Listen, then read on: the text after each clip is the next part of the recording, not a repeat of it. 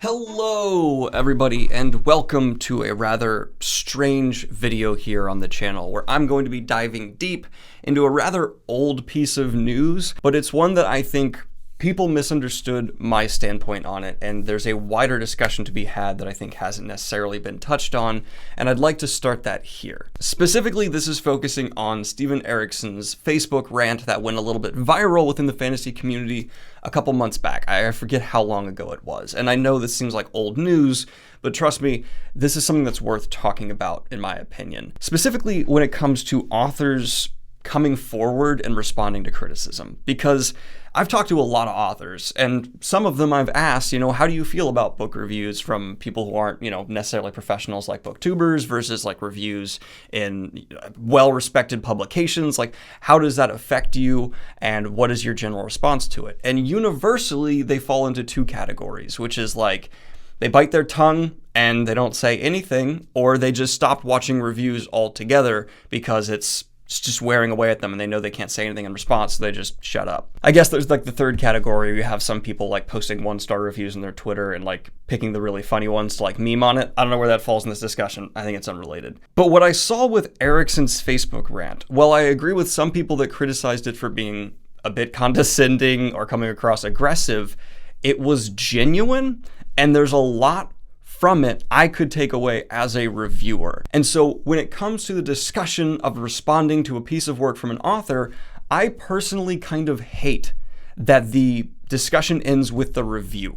Like almost every time, you're never going to go beyond that, except for maybe the audience then discussing the review as a whole and whether or not it's good and or bad. And a lot of reviews are rather basic, no matter how in-depth or nuanced you try to be. If it's the 6th book in a series, which is very similar to the one before it, you can't go super deep into that because you've probably said a lot of the things already before. And so what interests me more at that point would be seeing an author be able to respond with the continual criticism of their series to this point, or just their writing as a whole. That is valuable. That's so much more an educational experience for everyone involved, from the critic to the audience to the author, than just having this mentality of, yes, okay, the author puts out a book, the reviewer responds, the audience has some discussion, done. So what I saw with Erikson is something I could relate to in multiple ways. Not only because I'm a content creator and get comments all the time that are just like, you suck, your channel's awful, go die. I know how that can feel, but also seeing someone just kind of snap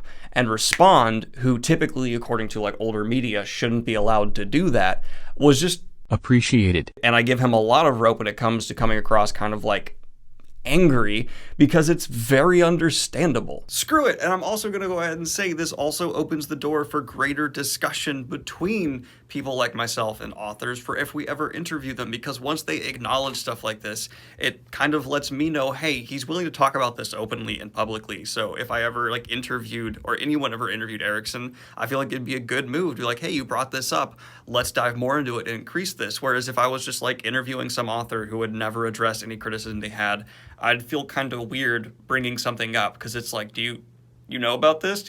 Are you going to be offended? I don't know. This is just more genuine. It makes it seem more human. I feel like I could ask this author, how do you feel about these criticisms? Because they've acknowledged them, and whether or not they show they're kind of upset by them or they're calm to them, it just gives me this vibe of they are okay with the discussion, whereas otherwise it's kind of left up to like, are you gonna freak out if I bring this up? Now let me clarify before I get any deeper here. No author has any right to tell anyone that they are wrong for liking or disliking aspects of their book. And I do think Erikson went a little too far when it came to saying that like people are wrong for saying his character work is bad, when it's a subjective experience of whether or not you enjoy the way he writes his characters. Though I think he made a very good case of why you might not appreciate the way he presents his characters yet. And I would even say it affected how I look now at how he writes his characters.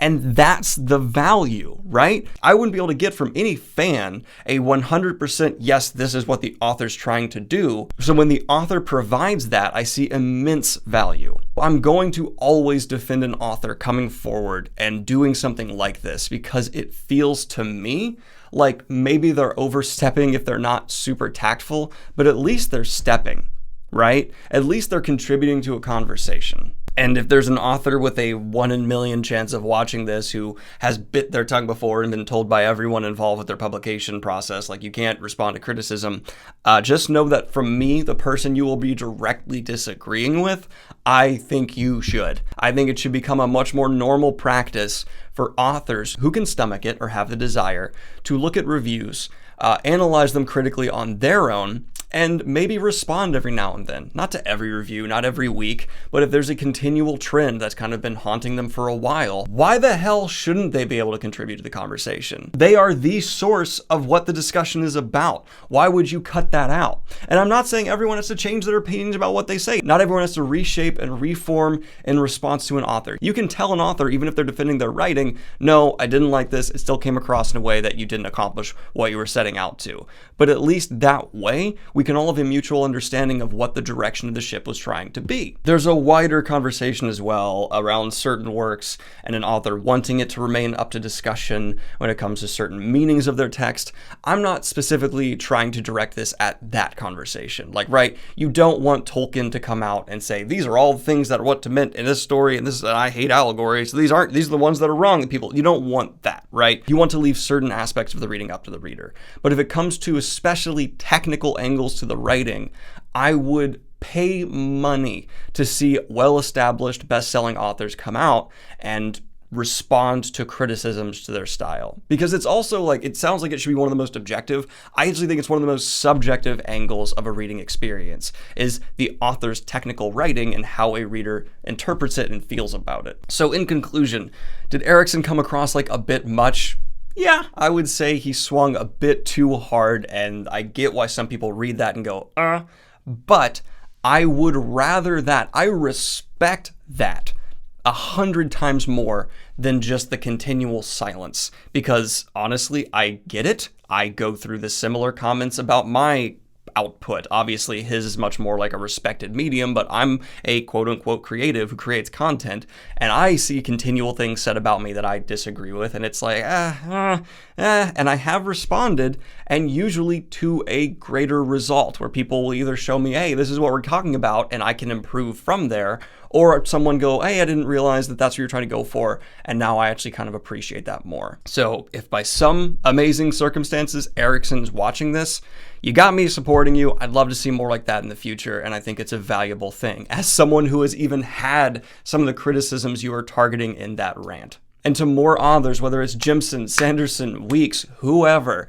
if there are things that are bugging you, maybe sit down and craft an essay and put it out. Sit on it for a night to make sure you're not super upset. But I believe the fans would appreciate it, and the critics. I genuinely do. I think it's valuable. It continues a conversation that, if I'm being honest, after so many years of reviewing books, I feel can be a bit basic at times.